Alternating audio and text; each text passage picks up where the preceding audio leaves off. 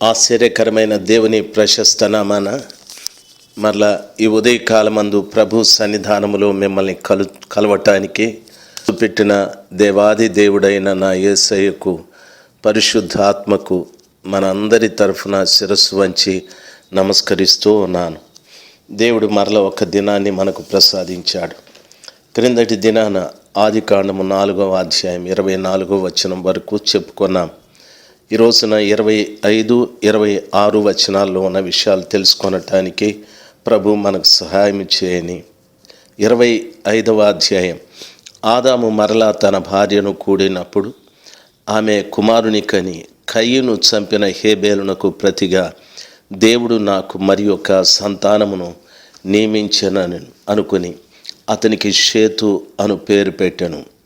ప్రియులరా, గమనించవలసిన విషయం, తన కుటుంబంలో జరిగిన నష్టం చాలా భయంకరమైనది. ఆదాము హవ్వకు పుట్టిన కయీను హేబేలుల మధ్యన జరిగిన ఘర్షణ భయంకరమైనది. కయీను హేబేలును పొలములో చంపేశాడని.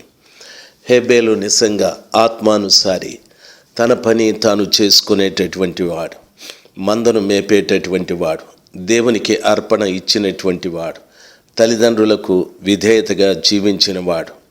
తన అన్నయ్యన తనకు చేసిన నష్టాన్ని గురించి తన ప్రాణం యెహోవాకు మొరపెట్టినదని వాక్యము సెలవిస్తుంది.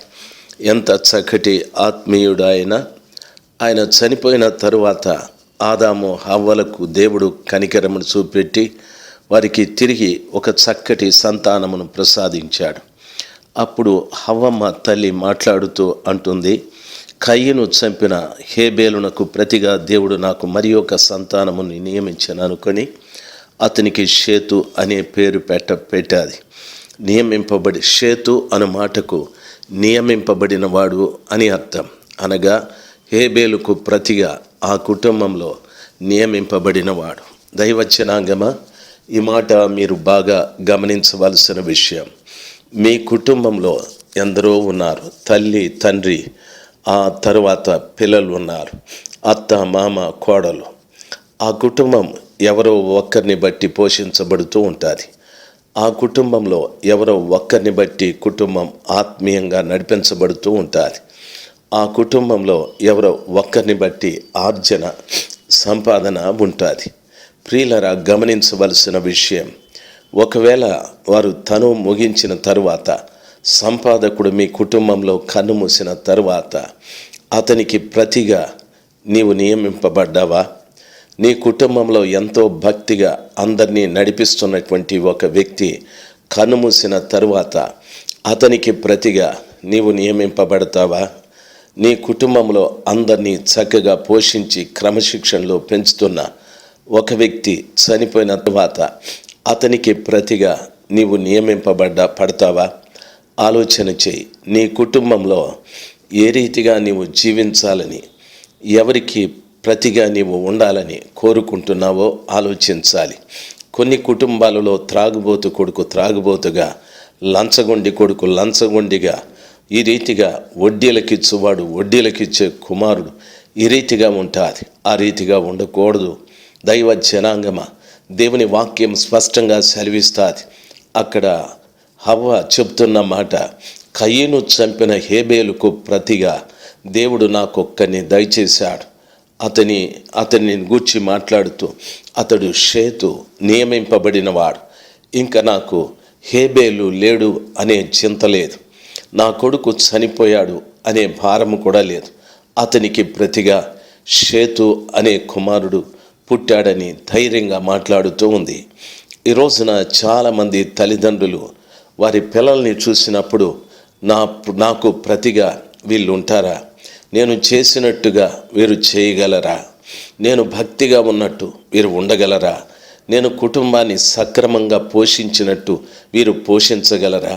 నేను కష్టపడి సంపాదించినట్టు వీరు సంపాదించగలరానని ఎందరో తల్లిదండ్రులు వారు కన్న పిల్లల్ని చూసి దుఃఖపడుతూ ఉన్నారు. వీడు అప్రయోజకుడని, వీడు ఉపయోగం లేనివాడని, నా తరువాత ఈ ఆస్తిని ఏం చేస్తాడోనని, ఈ కుటుంబాన్ని ఏం చేస్తాడోనని చాలామంది తల్లిదండ్రులు దుఃఖపడుతూ ఉన్నారు. వింటున్న దైవ జనాంగమా, ఈ ఉదయకాలమందు ఆలోచించవలసిన విషయం, ఆదాముకు హవ్వమ్మకు తమ గుండెల్లో ఉన్న నిరుత్సాహము పోయి ఒక మంచి ధైర్యము వారికి వచ్చారు. తమ ఇంట తిరిగి ఒక ఆత్మీయుడు పుట్టాడు. ఈ యొక్క హేబేలు లేకపోయినా చింత లేదు, ఒక ఆత్మీయుడు పుట్టాడనేటటువంటి ఒక గొప్ప ధైర్యంతో వారు ఆలోచిస్తూ ఉన్నారు, చెబుతూ ఉన్నారు, ప్రపంచానికే వారి సమాచారాన్ని బయలుపరుస్తూ ఉన్నారు. నీ కుటుంబంలో కూడా ఆ రీతిగా ఒక ఆత్మీయమైన తల్లిదండ్రులకు ఆత్మీయమైన కుమారుడు కుమార్తె పుడితే ఎంత సంతోషిస్తారో. అంతేకాని ఆ కుటుంబంలో చెడిపోయిన వాడుగా, తల్లిదండ్రుల్ని దుఃఖపెట్టేవాడుగా, తల్లిదండ్రుల్ని మోసం చేసేవాడుగా, తల్లిదండ్రులకు అన్యాయం చేసేవాడుగా, అన్యాయం చేసే దానివిగా దయచేసి ఉండకూడదు. ఆ కృపగల దేవుడు ఆ కుటుంబంలో పుట్టుటకు నీకు ఇచ్చినటువంటి ఆ గొప్ప భాగ్యమును బట్టి నీవు ఎలాగుండాలో తెలుసా? భక్తిపరురాలైన నా తల్లికి ప్రతిగా, లేక భక్తిపరుడైన నా తండ్రికి ప్రతిగా, ఓ క్రమశిక్షణతో పెరుగుతున్న నా తండ్రికి ప్రతిగా ఈ ఇంట నేను ఉండాలని ఒక గొప్ప తీర్మానం, ఓ గొప్ప తీర్మానంతో నీవు జీవించటానికి నేర్చుకోవాలి. నీవెవరివైనా సరే, కోడలివైనా, కుమారుడివైనా, లేక అల్లుడివైనా, కుమార్తెవైనా, ఈ రీతిగా ఒక మంచి కార్యమునకు ప్రతిగా నీవు ఉండునట్లు దేవుని సన్నిధానంలో నీవు ఉండాలి. చూడండి, సౌలు మొట్టమొదటి రాజు ఇజ్రాయేలీయులకు. అయితే అతడు దేవుని మాట వినని కారణమున దేవుడు అతనికి ప్రతిగా దావీదును ఏర్పాటు చేశాడు కదా. దైవ జనాంగమా, ఆలోచించవలసిన విషయం, ఒక మంచి దావీదు రాజు దేశానికి అవటానికి ప్రభువు కృప చూపెట్టాడు. దావీదు తరువాత అతనికి పిల్లలు ఉన్నప్పటికీ అతని తరువాత సొలొమోను రాజవుటకు దేవుడు కృప చూపెట్టాడు కదా. దావీదుకు ప్రతిగా సొలొమోను వచ్చాడు కదా. సొలొమోను తరువాత రెహబాం వచ్చాడు, కానీ అప్రయోజకుడు. అందుకని అతనికి ప్రతిగా యెరోబామును పెట్టాడు కదా. దైవ జనాంగమా, ఆలోచించవలసిన విషయం, ప్రతి కుటుంబంలో లేక ప్రతి సంఘంలో కూడా మోషే ఇజ్రాయిలు ప్రజలను నడిపించుటకు దేవుడు కృప చూపెట్టాడు, కానీ అతనికి ప్రతిగా అతని కుమారులైన గెర్షము ఇంకొకరు ప్రతిగా నిలబడలే. అయితే మోషే తరువాత అతనికి ప్రతిగా, అతని తరువాత యెహోషువ నిలబడుటకు దేవుడు కృప చూపెట్టాడు కదా. ఏలియాకు ప్రతిగా ఎలీషా నిలబడ్డాడు కదా. ఎలీషాకు ప్రతిగా ఆ గెహాజీ ప్రియులరా, గమనించవలసిన విషయం, అతడు ఆ రీతిగా నిలబడకపోయాడు కదా, పతనమైపోయాడు కదా. ఈ రోజున అనేక మంది భక్తులు ఉంటున్నారు, ఎంతో పెద్ద భక్తులు, మంచి వర్తమానము చెప్పేవారు, మంచి ప్రార్థనా పరులు, అనేక మంది దైవ జ్ఞానము కలిగిన వారు, దైవాభిషేకం కలిగిన దైవ సేవకులు ఉన్నారు. వారికి ప్రతిగా మరొకరు లేని కారణాన క్రైస్తవ్యం బలహీనపరచబడుతూ ఉంది. క్రైస్తవ్యంలో వచ్చిన క్రీస్తు శక్తి, సువార్త శక్తి, పరిశుద్ధాత్మ శక్తి ప్రజల మధ్యన, సంఘం మధ్యన కనిపించడం లేదు. ఈ ఉదయకాలమందు వింటున్న ప్రతి బిడ్డ కూడా ఒక తీర్మానానికి రావాలి. నేను ఎలాగుండాలి అని అడిగితే, దేవుని నమ్ముకున్నటువంటి నేను ఒక మంచి ప్రార్థనాపరుడికి ప్రతిగా, ఓ మంచి సువార్తికుడికి ప్రతిగా, ఒక మంచి వర్తమానికుడికి ప్రతిగా నేను లేవాలి. నా దేవుని యొక్క రాజ్యం విస్తరించబడుటకు నేను పని చేయాలి అనేటటువంటి గొప్ప తీర్మానము రావాలి. అయితే బైబిల్ సెలవిస్తుంది, ప్రియులరా, షేతు నాకు కూడా కుమారుడు పుట్టాడు, అతనికి ఎనోషను పేరు పెట్టాను. అప్పుడు యెహోవా నామమున ప్రార్థన ప్రారంభమయ్యాది అని వాక్యం సెలవిస్తుంది. షేతుకు పుట్టిన కుమారుడి పేరు ఎనోషను, అనగా మనుష్యుడు అని అర్థం. దైవజనాంగమ, గమనించవలసిన విషయం, ఈ రోజున షేతుకు పుట్టిన కుమారుడు ఎనోషను మనుష్యుడు అంటే మానవత్వం ప్రారంభమయ్యాది. కయ్యనుకి రాక్షసత్వం, ఆ కుటుంబం అంతా కూడా చాలా పనికిరాని వాతావరణంతోనే ఉండేది. ఆయనకు పుట్టిన పిల్లలు కూడా విచిత్రంగానే కనిపించారు. అయితే దేవుని అనంతమైన కృపను బట్టి షేతుకు పుట్టిన కుమారుడిలో మానవత్వం కనిపిస్తూ ఉంది. ఈ రోజున ప్రభుని నమ్ముకున్న ప్రతి బిడ్డ కూడా మానవత్వం కలిగి జీవించాలి. రాక్షసత్వం ఉండకూడదు. ప్రజల మధ్యన ఈ రోజున మానవత్వం నశించి మనిషి సమానంగా చూడడం లేదు.